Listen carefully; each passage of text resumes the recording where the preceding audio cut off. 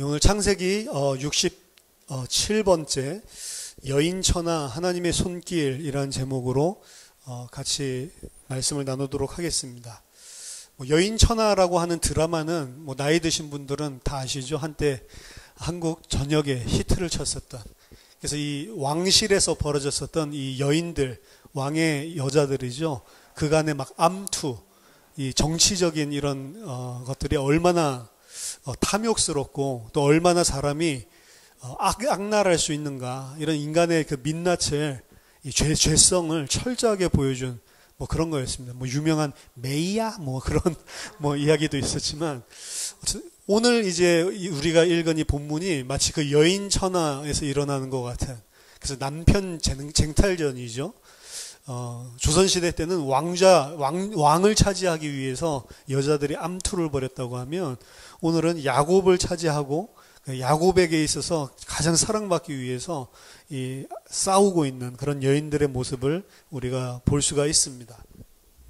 야곱이 어떻게 보면 사랑하고 야곱이 아내로 맞이하려고 했었던 자는 라헬이 아니고, 레아가 아니고 라헬이었죠. 그래서 라헬을 사랑해서 7년 동안 라반을 섬겼는데, 라반의 속임수로 말미암아서 레아랑 첫날 밤을 보내게 되고, 일주일 뒤에 7년을 더 내가 노동을 하겠다라고 하는 대가로 또 라헬을 얻게 됐습니다. 일반적으로 1년을 섬기면 자기가 원하는 아내를 가질 수 있는 것인데, 거의 7배로, 지금 야곱의 경우는 14배로 일을 하는 거죠. 무한 착취를 당하고 사실은 라헬을 차지하게 됩니다. 그럼에도 불구하고 라헬을 사랑하기 때문에 7년을 더 섬기게 되는 거죠.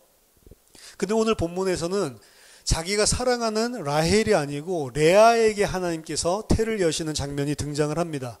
여호와께서 레아가 사랑받지 못함을 보시고 그의 태를 여셨으나 라헬은 자녀가 없었더라.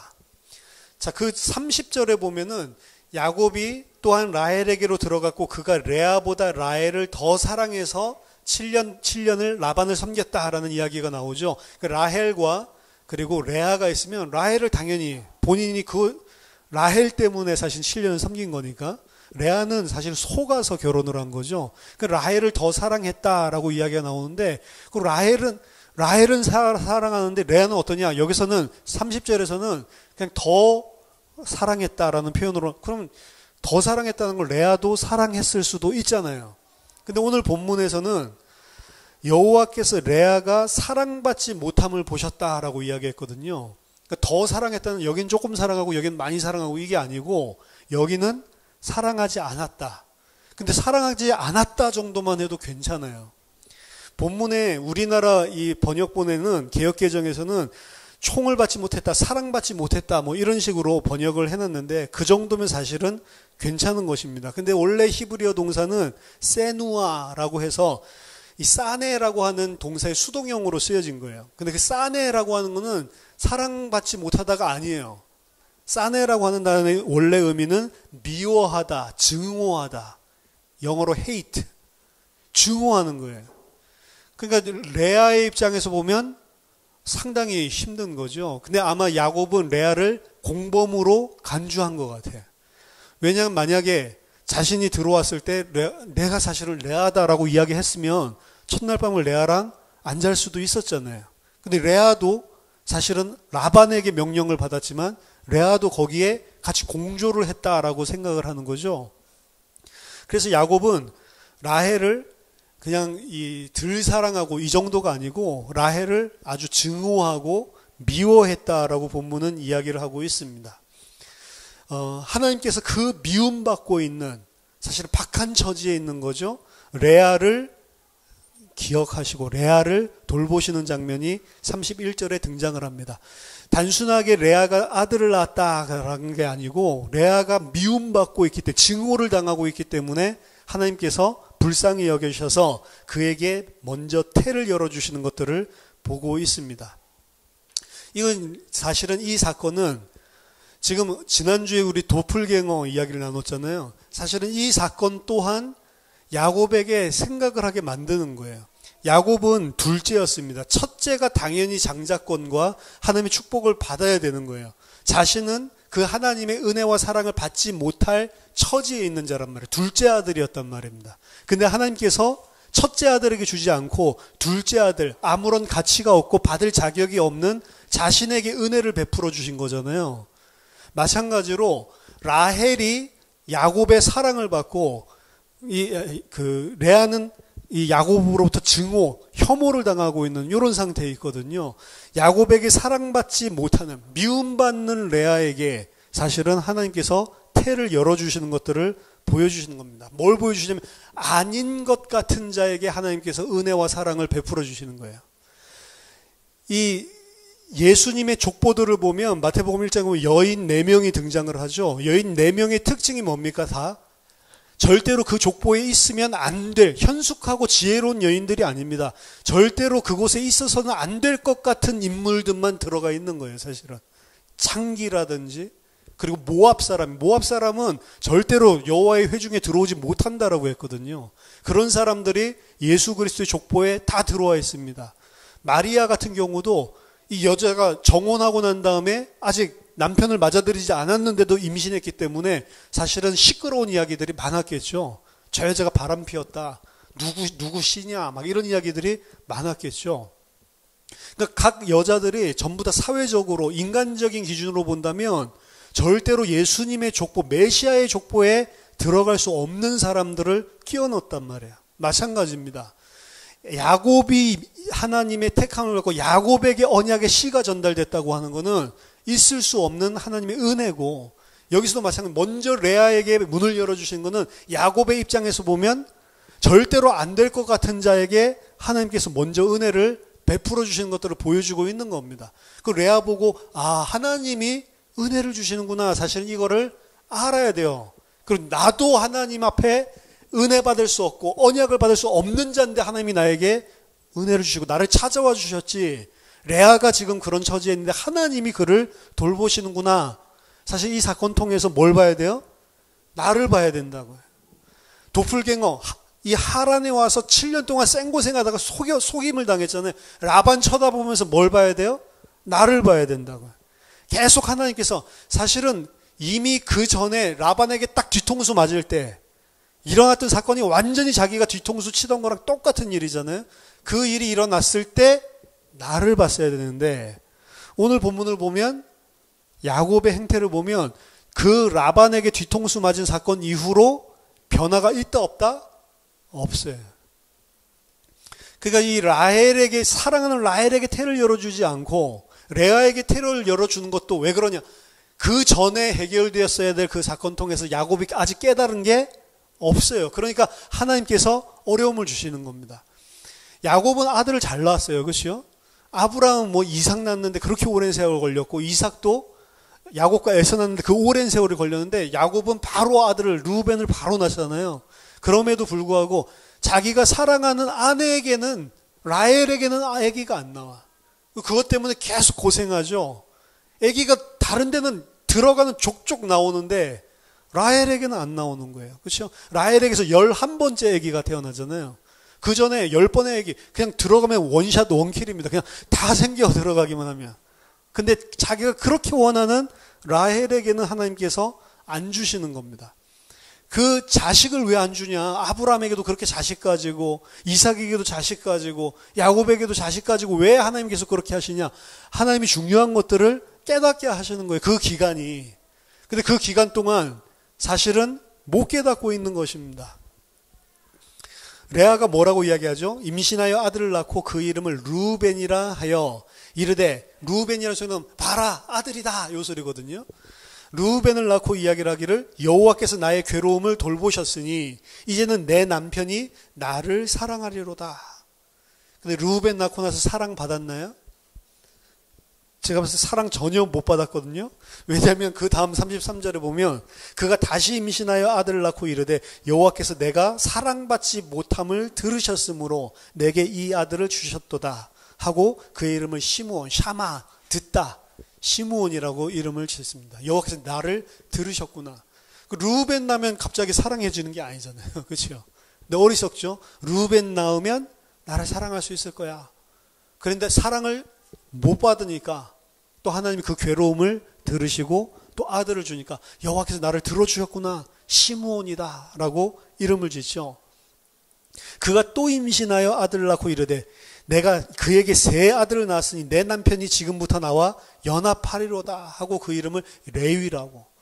이 불쌍하죠. 이 레아의 입장에서 보면 셋째 아들 낳고 이젠 셋째 낳았으니까 나라 연합해서 이제 함께 살겠지. 사실 나중에 사건을 보면 알겠지만 야곱은 이 라헬이랑 거의 같이 동거하고 살고 있지 레아에게는 잘 들어가지 않았었던 것 같아요. 뜨문뜨문 남편으로서 이혼은 하지 않고 의무를 했었던 것 같습니다. 뭐 아마 뭐 생리를 하거나 뭐 이렇게 되면 그러면 뭐 이제 라헬에게도 들어가고 뭐 아마 이렇게 했었던 것 같아요. 근데 거의 라헬과 동거하고 연합해 있지 실제로 레아랑은 같이 함께하지 않는 거죠. 근데 그 함께하는 시간이 별로 없는데도 불구하고 들어가기만 하면 그냥 애를 계속 낳는 거예요. 셋째 낳고도 또 헛된 망상을 품죠. 이젠 나와 연합할 거다. 연합합니까? 안 하죠.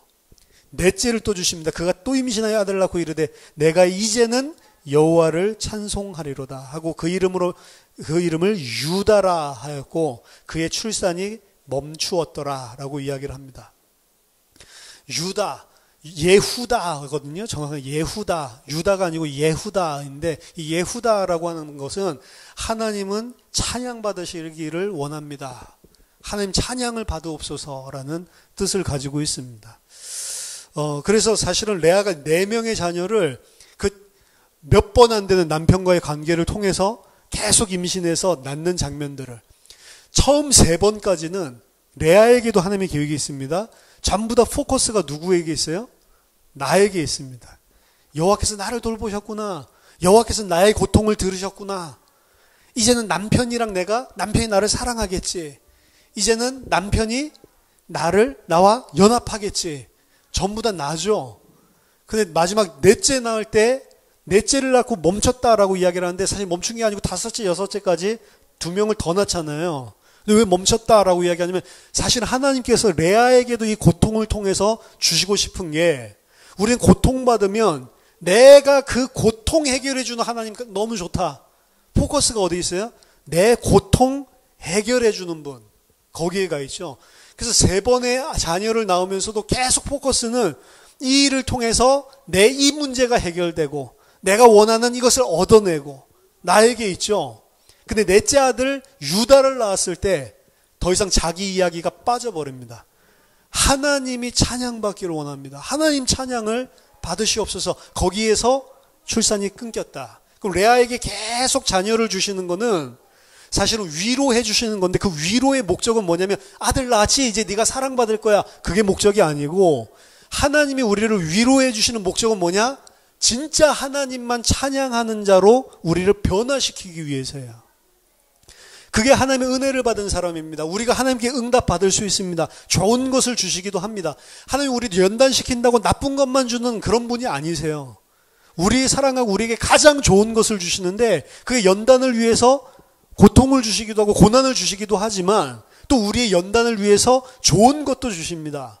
근데 우리는 어떻게 생각해요? 고통 주면 그 고통 해결해 주세요. 포커스가 나에게 있고 좋은 것 주면 좋은 것 주셨으니까 감사하다 이러면서 또 포커스가 나에게 와 있죠. 좋은 것을 주실 때에도 나쁜 것을 주실 때에도 하나님의 목적은 어디 있냐? 진짜로 네가 그거 좋은 것 나쁜 것 신경 쓰지 말고 하나님을 찬양하고 하나님께 감사하는 하나님의 백성이 되기를 원하시는데 우리는 계속 나에게 좋은 거 주시면 감사하고 나쁜 거 주시면 나에게 왜 이러세요? 전부 다 나의 수준으로 사실은 하나님이 주시는 응답조차도 바꿔서 뭘로 바꿔요? 내 욕심으로, 내 죄로 바꿔버린단 말이에요. 그래서 유다를 낳았을 때 하나님께서 멈추셨다라고 하는 것은 거기서 태를 이제 닫고 다시 저주한 게 아니고 하나님의 지금 레아를 기준으로 봤을 때 하나님께서 뭘 하고 계신지 우리에게 보여주고 계신 겁니다. 너무 좋은 거 왔을 때, 너무 좋은 응답 받았을 때 여러분 그거 가지고 교만하지 마시고 너무 어려운 시련과 고통이 왔을 때 그거 가지고 낙심하지 마십시오.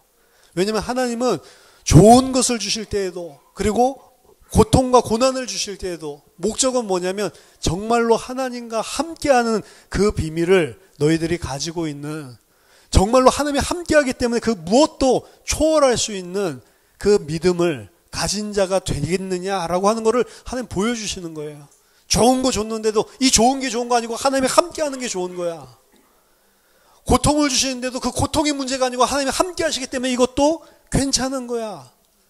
그걸 보고 모든 지각에 뛰어난 하나님의 평강이라고 이야기를 했습니다. 빌립보서 4장 6절에 모든 지각이란 건 언더스탠딩이라고 되어 있거든요. 모든 우리가 이해할 수 있는 거를 초월하는 하나님의 평강, 그게 그리스도 안에 있단 말이에요. 우리를 그 사람 되게 하시는 겁니다. 이런저런 일들이 많이 있을 겁니다. 이 땅에 있을 동안에는. 뭘 하나님 원하는, 그 모든 것을 초월할 수 있는 그리스도의 평안을 누리는 임마누엘의 사람이 되게 하시는 거예요. 하나님이 함께 하신 것 때문에 다 뛰어넘을 수 있는 거죠, 사실은. 왜? 하나님이 모든 것을 주관하고 계시고 나는 그의 자녀고 그가 나를 절대적인 주권을 가지고 인도하심을 알기 때문에 그렇습니다. 레아는 사실은 남편에게 사랑받지 못하는 불쌍한 여인이었는데 하나님께서 이 네 자녀를 연달아 주셨는데 그들 가운데 레위와 유다의 이름이 들어가 있습니다. 이 두 이름이 중요한 이름입니다. 레위는 제사장 계통, 제사장직을 이을 앞으로 모세와 아론 계통이 다 레위 지파에서 태어나는 거죠. 그래서 이스라엘의 레위 지파가 누구 라헬에게서 태어나는 거예요. 제사장직이 라헬을 통해서. 그리고 유다는 왕직이죠. 이스라엘의 왕직이 누구를 통해서? 유다를 통해서. 그래서 메시아의 조상이 누구냐? 레아입니다, 사실은. 여자로 치면. 라헬이 아니고 레아에게서 메시아의 족보가 탄생을 하는 거예요. 그 가장 중요한 제사장직과 왕직, 선지자는 특별한 어떤 그 족속이 없으니까 가장 중요한 그리스도의 제사장직과 왕직이 레아를 통해서 나타나는 것들을 보여줍니다. 레아 누구였죠? 사랑받지 못하고 그럴 자격이 없는 자에게서 하나님께서 허락하시는 것들을 보여주고 있는 겁니다. 원하지도 않고 계획하지도 않은 결혼. 그래서 야곱이 그렇게 미워했던 이 레아. 사람이 원하지도 않고 계획하지도 않은 그 결혼을 통해서 제사장과 그리고 왕을 보내주신단 말이에요. 참된 제사장, 참대 제사장 되신 그리스도를 그리고 참왕, 만왕의 왕이 되실 그리스도를 사람이 계획하지도 않고 사람이 원하지도 않는데 일방적으로 하나님의 은혜로 보내주시는 것들을 여기서 예표적으로 보여주고 있는 것입니다. 자, 30장 1절에 보니까 라헬이 자기가 야곱에게서 아들을 낳지 못함을 보고 그의 언니를 시기하여 야곱에게 이르되 내게 자식을 낳게 하라. 그렇지 아니하면 내가 죽겠노라. 야곱이 라헬에게 성을 내어 이르되 그대를 임신하지 못하게 하시는 이는 하나님이시니 내가 하나님을 대신하겠느냐. 이 정확한 믿음의 소리를 했죠. 너가 지금 임신하지 못하는 것은 내 잘못 아니야. 내 잘못 아니죠. 왜죠? 레아는 계속 애를 낳죠. 그럼 씨에는 아무 문제가 없다. 그럼 뭐의 문제가 있어? 밭에 문제가 있다. 그렇죠? 네가 문제지 지금. 그렇죠? 그리고 내가 문제 없고 네가 문제 없다면 이거는 누가 하시는 거예요? 하나님이 하시는 거죠. 하나님이 하시는 겁니다. 너를 임신하지 못하게 하는 거는 하나님이신데 하나님을 내가 대신할 수 있겠냐라고 버럭 성질을 내죠. 여기서는 그냥 표현이 막 내게 자식을 낳게 하라. 그렇지 아니하면 내가 죽겠노라. 근데 이게 뭐 이제 그냥 고상하게 표현되어 있어요.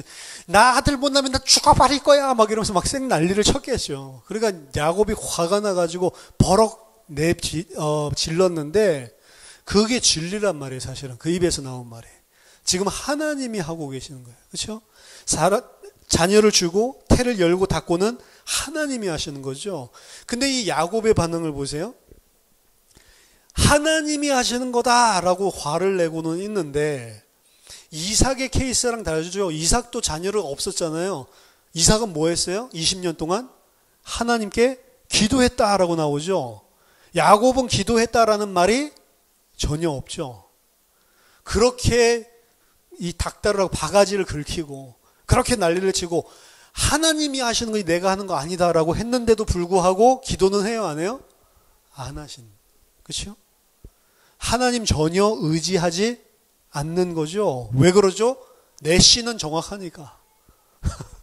아들 나 잘 낳는 자신이 있는 거예요. 그 레아가 자식을 낳는 것도 하나님이 주셨다고 생각할까요? 안 할까요? 못하는 겁니다.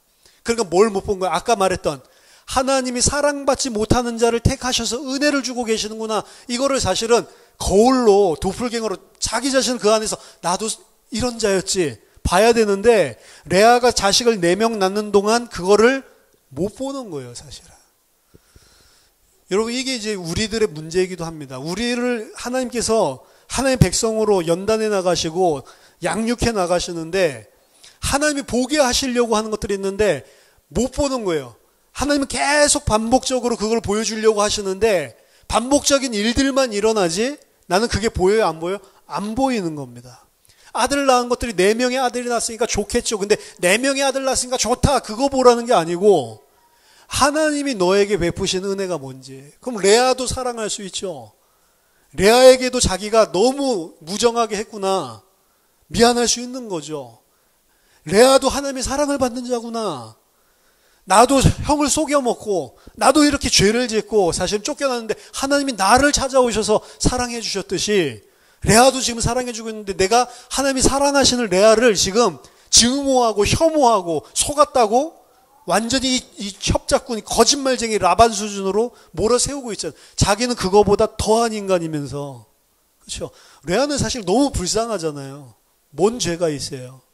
근데 공범으로 몰아세워서 이러고 있잖아요. 그거 보게 하려고 레아에게 영거푸 내 아들을 주시는데 4번 동안 한 번도 하나님 왜 하시는지는 모르는 거예요. 그냥 아들 생겼다. 내 시에는 문제 없구나. 요걸로만 알고 라헬이랑 싸울 때 그거 사용만 해먹지. 나 아들 잘나. 네가 이상해. 돌개집이야. 뭐 이런 식인 거죠. 하나님이 하시는데도 전혀 라헬도 그렇고요. 야곱도 그렇고 전혀 둘 다 기도를 하지 않습니다. 기도하지 않고 뭐 하죠?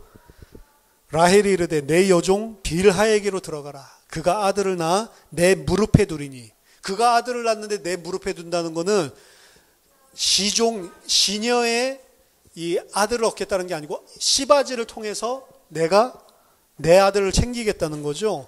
이게 사라가 했던 일이랑 똑같은 일이죠. 사라가 자기가 성태하지 못하니까 자기의 시녀를 이 아브라함에게 드리고 거기에서 낳은 자식이 이스마엘이 되는 거죠. 7년 후면 사실은 하나님이 주시잖아요. 요셉을 언제 주면 7년 후에 주시는 거거든요. 7년 후면 하나님께서 주실 건데 기도하지 않으니까 못 기다리죠. 하나님 바라보지 않으니까 못 기다리죠. 인내하지 못하고 인본주의 쓰는 거죠. 그래서 비라를 첩으로 내주는 겁니다. 그래서 아들을 낳았더니 내가 언니와 경쟁해서 크게 이겼다. 내가 언니에게 이겼다. 하나님이 억울함을 푸시려고 내 호소를 들으사 내게 아들을 주셨다. 다시 또 둘째를 낳으니까 내가 언니와 크게 경쟁하여 이겼다. 단과 납달리를 낳으면서 이 한 표현들이에요.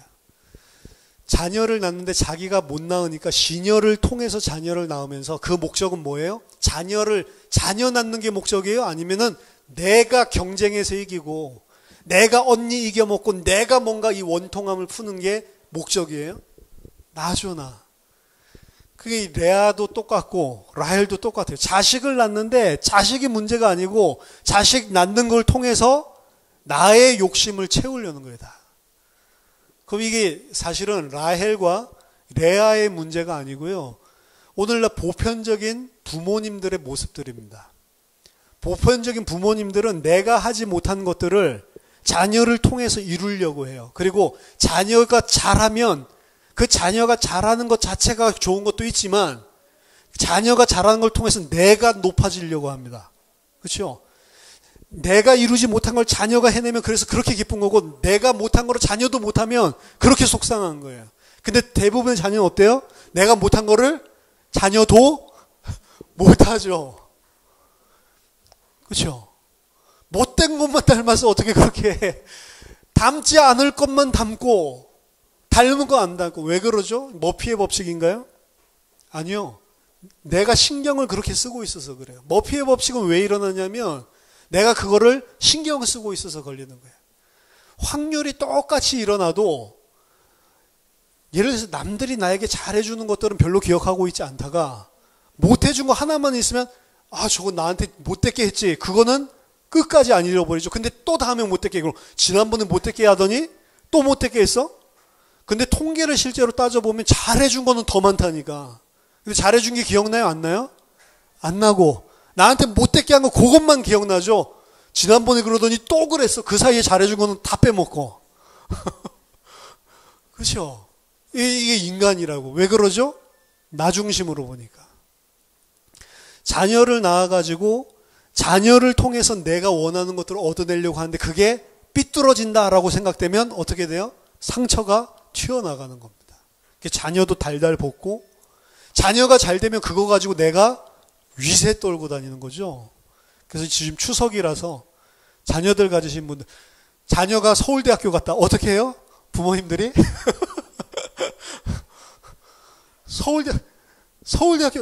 서울대학교는 누가 하버드 갔어. 그럼 하버드 사람은 어떻게 해요? 서울대학 너무 좋죠. 그러면서 아주 기쁘게 듣죠. 우리 아들은 하버드 갔으니까. 근데 우리 아들은 전문대학교도 못 갔어. 그럼 어떻게 하죠? 서울대 하버드 이야기하고 있으면 과일 깎고 있어야 되죠. 조용하게 배 깎고 사과 깎고 있어야 되죠. 일 시킬까봐, 말 시킬까봐 막 설거지하고 있어야 되죠. 그렇죠. 자식을 내 도구로 활용하는 겁니다, 사실은. 지금 이 부모들의 수준이 나오는 거예요. 불신자들 거의 부모님들 모이면 자녀 가지고 은근슬쩍 경쟁하고 얕보고, 그렇죠? 자녀가 잘났으면 잘났다. 그러니까 아이들을 키울 때도 보면 어렸을 때 다 천재인 줄 아는 거예요. 저도 제 딸이 천재인 줄 알았어요. 야, 얘는 천재구나. 어쩌면 이렇게 잘해. 너무 잘하는 것만 다 보여. 그렇죠? 너무 이쁘다 이러면서. 너무 이뻤는데 나중에 사진 보면은 그때는 진짜 인물이 좀 그랬구나. 태어났을 때 애기들이 못생겼잖아요, 사실은. 근데 태어났을 때 너무, 얘는 어떻게 이렇게 예쁘게 태어나지? 근데 나중에 보면은 아니요, 인물이 아니야. 살찌고 이렇게 해서 나중에 100일 돼서 통통하면 이때 귀여워지는 거예요. 태어났을 때 그거 아니구나. 원숭이였구나. 이렇게 된다. 우리 딸 처음 태어났을 때 저희 집사람 못 보고 제가 먼저 보잖아요. 탯줄 잘라주고. 처음에 막 손가락 본다, 막 발가락 본다, 막 이렇게 했는데, 우리 집사람이, 어떻게 생겼어? 그래서 제가 처음 한 말이, 몽키야, 몽키. 전 좀 직선적이거든요. 잘생기면 잘생겼다, 이쁘면 이쁘다. 어떤 집안에 목사님이 첫째 딸을 낳았어. 너무 다들 예쁘다고 이렇게 해주는데 그 아빠가 좀 몽키상이거든요.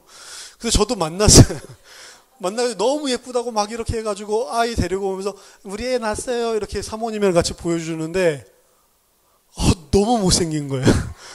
와, 이거 더럽게 못생겼다. 진짜로 이거는 사람의 형상이 아니다.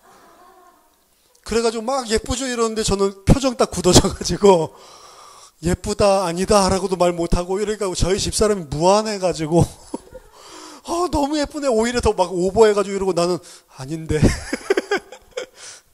그래도 한마디도 안 하고 있으니까 둘 다 이제 무안해가지고 그래서 아빠 많이 닮았네요 그러고 그냥. 근데 저희 딸을 보고도 몽키야. 근데 그 몽키인데 되게 예쁜 몽키. 객관성이 떨어지는 거죠. 내 자녀를 쳐다볼 때. 그렇죠? 자녀를 가지고 뭔가를 이루려고. 자녀가 예쁘면 부모님도 굉장히 으쓱하죠. 예쁜 아기 데리고 다니면 사람들이 너무 예쁘다 막 이러잖아요. 그때 누가 어깨가 올라가요? 부모님. 그렇죠? 막 애 데리고 다니는데 별로 반응이 없다. 친구랑 같이 애기 데리는데 친구 애기에는 사람들이 막 몰려드는데 내 애는 안 몰려든다. 이런 완전히 상대적인 박탈감. 그렇죠? 그리고 막 시기가 일어나는 거죠. 지금 자식들 가지고 어른들이 싸움하고 있는 거예요. 그렇죠? 자식들의 인생에 대해서는 별 생각이 없어요. 자식들을 통해서 다 나만 생각하고 있습니다. 그렇죠? 그거를 뜯어 고치려고 하나님은 계속 이 사건을 주시는데 사건 줄 때마다 뜯어 고치는 게 아니고 점점 자기가 이제 아들 1명 낳았다, 2명 낳았다, 4명 낳았다, 내 종이 2명 낳았다. 계속 자기 이속, 자기 가치 챙기기에 급급한 죄인들의 모습이죠. 이 여인 천하예요. 그래서 전부 다 자식에 관심이 있는 게 아니고 세자 낳아가지고 뭐 하려고 그래요? 지가 왕비 되려고, 지가 한 자리 해먹으려고, 자기 가족들, 자기 친척들 곤문세가 이뤄가지고 한 자리 해먹으려고. 그렇죠? 인간의 죄성입니다. 그 두 명의 아들을 낳은 빌하 첩으로 내주면서까지 똑같은 일이 사실은 있었죠. 사라가 그런 일을 했었잖아요. 사라가 독한 여자죠. 사실은 내가 아닌 다른 여자를 줘서 아들을 낳게 할 때 그 심정은 좀 비참한 거라고요. 사실은 이겼다라고 하지만 무슨 생각해서 아유 전년도 애기 낳는데 나는 이게 뭐야 이런 생각이 사실은 속으로 혼자 있으면 들겠죠. 겉으로는 웃고 있지만. 그럼 레아는 그냥 그 수준, 아이고 얼마나 갖고 싶었으면 저랬겠냐. 아유 그래도 지는 못 낳는 걸 뭐 그냥 이 정도로만 해도 될 건데 어떻게 해요? 종을 줘가지고 두 명을 낳아? 그럼 난 종 없어? 나한테도 종 줬는데 자기도 똑같은 짓을 하죠. 그만해도 될 건데. 시녀 실바를 주고 실바에게서도 야곱이 두 명의 아들을 낳습니다. 갓과 아셀이죠. 복되도다 이러면서 기쁜 딸들이 다 나를 기쁜 자라고 할 거다라고 또 자기를 높이고 있는 그 똑같은 장면이 등장을 하고 있습니다. 그렇죠? 여기에서 그냥 멈췄으면 좋을 건데 또 거기서 싸우고. 이래서 지금 벌써 몇 명이 태어났어요? 총 8명이 태어났죠. 그렇죠? 4명 낳고 1명도 낳지 못했는데 그래도 2명 따라잡나 싶었더니 2명 또 낳아가지고 또 도망갔어. 여전히 4명의 격차를 유지하고 있는 선두. 경쟁에서 싸우고 있죠. 자, 14절부터 이상한 이야기가 등장을 합니다. 밀 거둘 때에 3월 4월이거든요. 루벤이 들에 나가서 합 한 채를 얻었다. 합 한 채, 두다임이라고 하는데 합 한 채 그냥 맨드레이크라고 돼 있어요. 영어로는. 맨드레이크는 그냥 흔하게 이스라엘에서 나는 그런 그냥 식물입니다. 꼭 민들레 같이 줄기가 없어요. 그냥 뿌리에서 바로 요 그 커다란 잎사귀들이 이렇게 이 사방으로 펜 모양으로 선풍기 모양으로 온 사방으로 나오고 가운데에 보라색 꽃이 있고 그리고 노란색 열매가 맺혀져요. 근데 그 노란색 열매에 무슨 효능이 있는 것 같아요. 어떤 효능이 있냐면 약간 그 마약 성분이 들어있어서 환각작용을 하고 그리고 최음제로 사용을 했대요. 최음제. 그래서 실제로 최음 효과가 있는지 없는지는 모르겠는데 오랫동안 그 최음제로 저거 먹으면 사랑에 빠진다. 왜냐면 이 이름이 두다임이라고 했잖아요. 두다임이라고 하는 어원 자체가 그 도드라고 하는 거는 lover, 사랑하는 자라는 뜻이거든요. 그리고 도딤이라고 하는 게 love, 사랑이에요. 그러니까 두다임이라고 하는 요 식물 자체가 이름 자체가 사랑이랑 연관되어 있는 것들이 이제 오랜 전설 동안에 저게 이제 최음 효과가 있다. 아마 이렇게 해서 실제로도 활용을 했었던 것 같아요. 오늘날에도 그래서 그 노란 열매를 보고 러브 애플이라고 부릅니다. 그러니까 그런 것들이 오랫동안 있었던 건데 그거를 얻으면 그 남자를 취할 수 있는 거죠. 근데 합한채라고 하는 걸 보니까 남자가 그거를 보면 사족을 못 쓰고 여자에게 달려들기 때문에 아마 임신 잘한다 이런 속설들이 있었던 것 같아요. 합한채 자체에. 루벤이 들에 나가서 합한 채를 오늘 얻어오는 이런 부분을 보여주고 있습니다. 합한 채를 얻어서 돌아오니까 이 소식이 라헬에게 들어가죠. 아마도 그 루벤은 그걸 엄마에게 갖다 주면서 이 합한 채가 있으면 아빠를 꼬실 수 있다. 이 합한 채를 구하자마자 레아에게 들고 왔다라고 이야기를 하는 거는 루벤이 평소 때 뭘 봤어요? 엄마가 뭘 원하는지를 다 본 거죠. 그리고 엄마가 무엇의 결핍을 지금 가지고 있고 지금 야곱이 거의 들르지를 않으니까 나중에도 보면 알게 라헬이랑 그냥 계속 붙어 있고 아예 레아는 자식을 4명 낳았는데도 그 후에 아예 찾지를 않으니까 그게 한이 됐던 것 같아요. 그러니까 표정이나 행동이나 이런 거에서 늘 나오겠죠. 그러니까 루벤이 뭘 봤어요? 아, 우리 엄마는 너무 불쌍하다. 그럼 이 최음제를 통해서 아빠를 꼬셔서라도 같이 아빠랑 하룻밤 잘 수 있으면 좋겠다. 이런 생각이 장자의 눈에 보이는 겁니다. 그러니까 어떤 면에서는 안타까운 사람이죠, 레아가. 또 한 가지 깨달을 수 있는 거는 레아가 너희 아버지가 안 들어온다, 나랑 잤으면 좋겠는데 이런 이야기를 하겠어요? 안 하죠. 근데 르우벤은 살면서 보는 거죠. 믿음이 뭘로 전달됩니까? 말로 전달됩니까? 말로 절대로 전달 안 됩니다. 외부 사람에게는 말로 전달됩니다. 근데 가족들에게는 말로 전달이 안 되는 거예요. 행동으로 전달이 되는데 그 행동은 평상시의 행동도 중요한데 중요한 사건들이 터졌을 때의 행동을 통해서 알 수가 있는 거예요. 문제가 왔을 때, 진짜로 문제가 터졌을 때 어떤 믿음의 선택을 하는지 이것들을 가족들은 다 보고 있다니까요. 들에서 드디어 이 만드레이크를 얻어가지고 레아에게 가지고 옵니다. 라헬이 그 이야기를 듣더니 언니를 찾아와서 언니 아들의 합 한 채를 청구한다라고 이야기를 해요. 그러니까 레아가 뭐라고 이야기합니까? 네가 내 남편을 빼앗은 것이 작은 일이냐? 그런데 네가 내 아내의 아들의 합 한 채까지 빼앗으려고 하냐라고 이야기를 하죠. 이 도둑년아라고 이야기한 거죠. 평소에 있었던 거 다 쏟아내는 거죠. 내 남편까지도 다 빼앗아 가서 난 남편 얼굴도 못 보고 있는데 이제 내 아들이 합 한 채까지도 빼앗으려고 그러냐? 이 양심 없는 이 도둑 같은 년 막 싸웠겠죠. 근데 이 라헬은 참 당당하죠. 내놔라 라고 이야기하는 게 왜 내놔라 이렇게 할 수 있죠? 약점을 알고 있어요. 지금 약점이 뭐예요? 야곱이랑 하룻밤 같이 자는 거. 그렇죠? 그러니까 뭐라고 이야기해요? 주면 내가 야곱 보내줄게 오늘 밤에. 자, 이게 무슨 이야기냐면 이게 야곱이 죽 한 그릇 가지고 장자권 뺏는 거랑 똑같은 거예요. 들에 나갔다고 이야기했죠. 에서가 들에 나가서 사냥했잖아요. 그러고 돌아오는데 약점 가지고 있는 자가 약점을 가지고 뭘 주면서 진짜 자기가 원하는 핵심적인 것을 뽑아 먹는 거죠. 이 사건이 일어난다고. 이 사건 왜 일어났겠어요? 야곱 보고 깨달으라고. 그러니까 지금 계속해서 똑같은 일들이 일어나는 거예요. 야곱한테. 지난주부터 시작해서 계속해서 지한테 있었던 일들을 계속 하나님은 보여주고 있는 겁니다. 이 무슨 메멘토라는 거 아세요?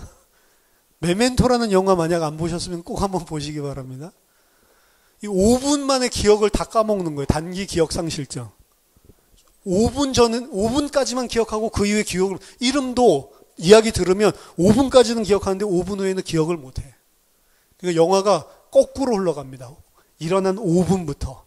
그 다음에 그 5분 전에 있었던 5분, 5분 전에 있었던 5분, 뭐 이런 식으로 거꾸로 쭉 흘러 들어가는데 이거 보면 나중에 엄청난 죄성, 인간의 죄성을 발견하게 돼요. 자기가 까먹는다는 사실을 알고 있기 때문에 까먹지 않으려면 어떻게 해요? 기록을 해놔야 되거든요. 그럼 그 기록을 갖다가 못하게 하려고 주변에 있는 사람들은 기록 못하게 연필 그리고 종이 다 뺏어버리고 그리고 막 자기에게 막 온갖 쌍욕을 다 하고 그러고 나서 자기가 자기를 때려서 코피 나게 만들어요. 그럼 5분 지나면 이 사람은 아무것도 몰라. 왜 코피 났어? 자기가 자해해서 코피 났는데 자기가 자해한 거 싹 빼먹고 거짓말 이야기 막 하는 거죠. 그럼 이 사람 또 그걸 또 들으면서 다 믿어. 이런 것들. 너 나한테 그렇게 못되게 할 수 있어? 막 이래 하면 어차피 5분 지나면 또 까먹을 건데 뭐. 이래가지고 엄청 못되게 해놓고 나중에 5분 지나서 다 까먹으면 그 앞에서 내가 당신 위해서 이렇게 한 거잖아. 막 그것도 다 믿고. 이 사람도 이용당하고요. 그래서 야, 이 기억 못하는 사람을 가지고 주변에서 장난치는데 어떤 놈이 장난치는 거야? 이게 이 독자들, 이 시청자들이 헷갈린다고요. 나중에 이 사람은 어떻게 하냐면 진짜로 아내를 죽인 원수를 찾기 위해서 진짜 중요한 단서는 문신을 다 만들어. 문신을 다 하는데 뭐 이 단서 1, 뭐 그 사람은 남자다, 뭐 이런 식으로 문신을 갖다가 다 하는데 그 문신 기록을 하면서 자기 단기 기억 상실증을 가운데서도 아내 원수를 갚기 위해서 찾아 나가는 거예요. 근데 마지막에 보면은 그 문신이 확실한 정보만 들어가 있어야 되잖아요. 자기가 5분 뒤에 까먹을 걸 생각하고 자기 죄를 덮기 위해서 가짜 단서를 집어넣어요. 악하다고요. 그러니까 자기 속여먹는 인간도 악하고 자기도 악하고, 자기가 가짜 단서를 집어넣으면서 뭐라고 하는지 알아요? 어차피 5분 뒤면 난 까먹으니까, 이런 식으로 해서 내가 악한 것들을 지워버리면 그걸로 행복하게 살 수 있다는 거죠. 그러니까 한번 보세요. 되게 천재인데, 지금 야곱은 하나님이 뭔가를 기억나게 하시고 야곱을 깨닫게 하시려고 동일 반복 현상을 계속 일으키고 계시는데, 야곱은 그거를 몰라요. 자, 합한 채를 가지고 나중에 라헬이 합한 채를 취하고 레아를 들여보내죠. 그랬더니 레아가 아들을 낳죠. 그러고 난 다음에 또 뭔 일인지 들어가는데 또 아들을 낳죠. 2명의 아들을 더 낳습니다. 그리고 총 6명, 그리고 딸 디나까지 해서 총 7명을 낳아요. 지금 창세기 29장 31절부터 오늘 본문까지 그 요셉이 태어날 때까지 쭉 일어난 사건이 7년 동안 일어난 일이거든요. 그 일어난 순서가 다 연대기적으로 다 맞는 건 아닌 것 같아요. 어쨌든 7년 동안 일어난 일인데 7년 동안 레아는 몇 명을 낳아요? 7명을 낳는다. 그렇죠. 중간에 좀 공백기가 있죠. 개월로 따지면 10개월이니까 10개월 아마 낳자마자 또 가지고 되게 급한 것 같아요. 몸 풀고 좀 몸조리도 해야 되는데 그럴 겨를을 안 주는 것 같아요. 제가 아는 목사님 중에서도 그런 분이 있습니다. 한 해에 아들을 3명을 낳았어요. 3쌍둥이냐? 아니요. 2쌍둥이와 1명. 한 해에. 1월 달에 태어나고 12월 달에 쌍둥이 태어나고. 아마 이 야곱도 비슷했었던 것 같아요. 너무 끔찍하죠. 1년에 3명을 낳고. 그 형 동생이 아니고 서로 똑같은 예에 태어났으니까 다 야자하고 뭐 이런 분위기더라.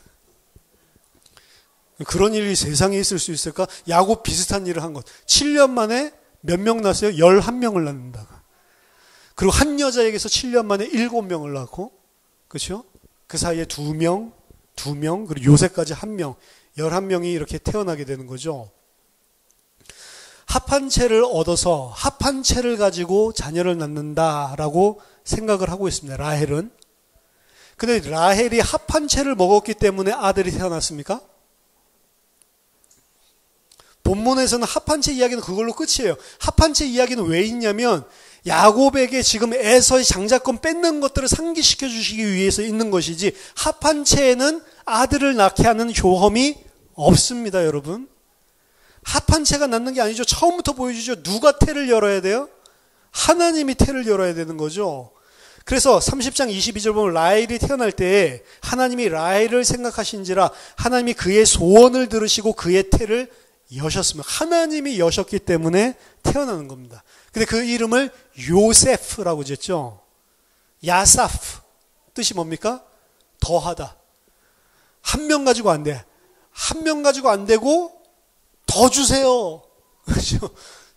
이 욕심쟁이죠, 라헬. 한 명 가지고 만족을 못하는 거죠. 여호와께서 하나님이 내 부끄러움을 씻었다라고 하면서 이름을 하나님이 한 명 더 줘야 된다라는 이름으로 요셉이라고 짓습니다. 자, 오늘 전체 이야기를 통해서 좀 살펴볼 거는, 야곱은 지난 본문 라반에게 속임을 당하는 그 도플갱어 사건을 통해서 깨달은 것이 있느냐? 전혀 깨달은 게 없어요. 왜 반복되는 이런 일들이 가정에 사실은 아무 문제 없을 수도 있잖아요. 라헬만 아기를 처음에 한 명이라도 낳았으면 아무 문제가 없었을 것인데, 하나님께서 7년 동안 다른 아내들, 첩에게는 계속해서 아들을 이건 폭풍같이 10명을 주시고 라헬에게는 안 주시는 거예요. 그것 통해서 라헬이 보통 여자입니까? 계속 바가지 긁히고 계속 집안에 우환이 있게 만드는 거죠. 그 일들을 통해서 뭘 보게 하신다고요? 그 일들이 일어나는 과정들을 잘 살펴보면 야곱이 행했었던 일들이랑 똑같은 일들을 반복해서 계속 일어나게 하는 거라고요. 그렇죠? 똑같은 일들을 보여주면서 하나님이 그 속에 진짜로 뼈에 새겨지도록 재현을 시키고 있는데, 자신이 했던 똑같은 일들을 하나님이 진짜로 알라고 보라고 보여주고 있는데 못 보고 있는 것입니다. 여러분, 그래서 남에게 무슨 일이 일어날 때 그거 비판하는 게 아니고, 진짜 하나님의 백성은 뭘 봐야, 남에게 일어난 일들을 보고 아, 저 사람 어떻게 저럴 수가 있어? 그게 아니고 나를 봐야 된다고요. 그럼 나를 보면 뭐가 보이냐면, 나도 똑같은 죄인이구나. 아니, 나는 더 심한 죄인이구나. 이걸 볼 수가 있어야 된다고요. 그래서 우리는 남은 잘 보고 나는 안 보이죠. 똥 묻은 개가 겨 묻은 개를 보고 뭐라고 하죠? 아이고, 이거 어떻게 엉덩이에 저렇게 겨를 많이 붙이고 다녀? 자기는 똥 달고 다니면서. 그렇죠? 그게 인간이라고요. 야곱은 라반에게 속은 이후에도 여전히 자신의 죄성을 발견하고 각성하지 못했고, 갱신해서 하나님 앞에 서는 아들이 되지 못했습니다. 전혀 변하지 않고 똑같은 모습. 그렇기 때문에 하나님은 하나님이 지금 무엇을 하고 계시는지를 계속 보여주려고 하고 있는데, 하나님에 대한 인식이 없습니다. 자신이 취하려고 하지 않은 아내를 취하는 것들을 통해서도 하나님이 하시는 일들을 보여주길 원하시는데 못 보는 거예요. 그러니까 레와 그냥 레아 미운 거죠. 난 라헬이 좋고, 레아는 증오를 하는 거죠. 야곱의 이런 모습을. 여기 등장하는 라헬의 모습은 어떻습니까? 전혀 하나님 없는 사람. 자신이 아이를 갖지 못하니까 자기 목적 이루기 위해서 첩으로 자기 시종을 주면서, 그러면서 자기의 욕심을 취하려고 하는 사람. 합한 채를 얻어내기 위해서 그 가장 약한 부분, 언니의 가장 약한 부분을 통해서 매니플레이트하고 조정해가지고 얻어내는, 거의 야곱과 거의 비슷한 똑같은 그 남편의 그 아내죠. 아들 낳고도 감사하기보다는 뭐라고 그래요? 한 명 더 주세요, 빨리. 레아도 계속 줬으니까. 그렇죠? 나중에 하나님께서 아들을 또 주시죠. 그래서 그게 베냐민입니다. 베냐민이 태어나는데, 그렇게 또 더 주세요라고 해서 태어난 베냐민 지파에서 첫 번째 왕이 탄생을 하죠. 그게 사울 왕입니다. 근데 그 사울 왕이 하나님의 은혜를 걷어가시고 유다에게 주시는 거죠. 그런 역사적인 일들이 일어나는데, 여기 오늘 본문에서 라헬은 뭐라고 이야기합니까? 나에게 아들을 낳게 하라. 안 그럼 내가 죽겠다라고 이야기를 하죠. 근데 라헬이 언제 죽었죠? 베냐민 나타가 죽었죠. 아들이 없으면 죽는다라고 이야기를 했는데, 아들이 생기니까 죽죠. 사실은 아들이 없어서 죽는 줄로 생각했는데 아들이 있는데 죽는단 말이에요. 여러분, 돈 없으면 죽을 것 같습니까? 돈이 있으면 죽는데요, 사실은. 왜 돈 없게 하시죠? 하나님이 나를 보게 하시려고. 하나님이 나를 보게 하셔서, 왜 보게 해야만 영원한 생명 가진 하나님의 아들로 새하늘과 새 땅에 들어갈 수 있는 백성이 되니까. 근데 그 고난이 없으면 못 되니까. 고난 없이도 잘 되면 좋아요. 근데 고난 없이도 마음 가난한 사람을 보신 적이 있으세요? 없다니까요. 그게 죄인이라니까. 고난이 없이도 할 수 있으면 하나님 그렇게 하시죠. 왜? 하나님 육신적인 고난을 주면서 기뻐하시지 않습니다. 전혀. 육신적인 고난을 불가피하게 주시는 거예요. 왜? 그래야 진짜 생명을 줄 수 있으니까. 아들 주세요, 아들 주세요. 아들 없으면 죽겠어요. 아들 주면 삽니까? 죽는데요. 라헬은 하나님의 백성으로 성장하는 과정 자체가 아예 없어요. 죽고 나서 조상의 묘, 막벨라굴이죠. 열조의 묘에 안장되지 못합니다. 라헬은. 레아는 안장이 돼요. 못 들어간다고. 라헬은 뭘 보여주냐면, 나중에 보면 우상도 다 훔쳐가고 막 이러죠. 라헬은 철저하게 우상이에요, 우상. 죽을 때까지. 그 우상 숭배한 자가 어떻게 생각합니까? 아들을 가져야지 내가 살고, 아들 없으면 내가 죽겠다라고 생각하죠. 근데 하나님이 거꾸로 하시는. 아들이 있는데 죽는 거예요. 여러분, 아들이 없을 때, 내가 진짜 필요한 그게 지금 없을 때, 무엇인가를 내가 상실하고 고통이 왔을 때 그것 때문에 죽는다고 그것 때문에 죽는 게 아니고 믿음이 없어서 죽는 겁니다. 하나님이 없어서 우리가 죽는 것이지, 하나님 앞에 무릎을 꿇지 않기 때문에 내가 죽는 거지, 그 육신적인 그게 없어서 죽는 게 아니란 말이에요. 내가 하나님의 자녀로 성장해야 사는 겁니다. 그렇기 때문에 그 고통과 문제가 가장 좋은 것이라니까요. 자기 아들을 아끼지도 않고 하나님께서 우리에게 내어주셨는데, 그 하나님께서 자기 아들과 함께 모든 것을 주시지 않겠냐? 아무리 악한 자라도 자기 자식에게 좋은 것을 줄 줄 알거든. 천부께서 너에게 좋은 것을 주시지 않겠냐? 다른 부분에서는 좋은 게 뭐예요? 아들이에요? 성령을 주시지 않겠냐? 성령은 뭘 하세요? 우리에게 죄가 무엇인지, 의가 무엇인지, 심판이 무엇인지를 꾸짖고 가르쳐 주시잖아요. 하나님이 우리에게 가장 좋은 건 뭐예요? 내가 죄가 무엇이고, 의가 무엇이고, 하나님 앞에, 그리고 심판이 무엇인지를 알게 해주는 게 가장 좋은 거라고. 근데 라헬이 아들을 낳으면, 야곱이 문제가 없으면 못 깨닫잖아요. 죄를 못 깨닫고, 의를 못 깨닫고, 심판을 못 깨닫잖아요. 근데 이들의 관심은 계속 거기에만 있는 거예요. 그렇죠? 우리들의 모습이랑 너무 똑같습니다. 레아는 어떻습니까? 하나님의 은혜를 받은 자입니다. 연약한 자, 그걸 보여주기도 해요. 근데 그 연약한 자가 하나님의 은혜를 받았을 때 참된 응답을 못 받죠. 반복되는 은혜 가운데 성장을 기어코 하는 부분이 전반부에 4명 유다를 낳으면서 등장을 합니다. 이게 모형적으로 보여주는 거예요. 계속 아들을 낳게 하면서 자신의 이속을 챙기려던 자가 결국에 하나님의 은혜를 받는 자. 그리고 레아는 나중에 열조의 묘실로 들어가는 것입니다.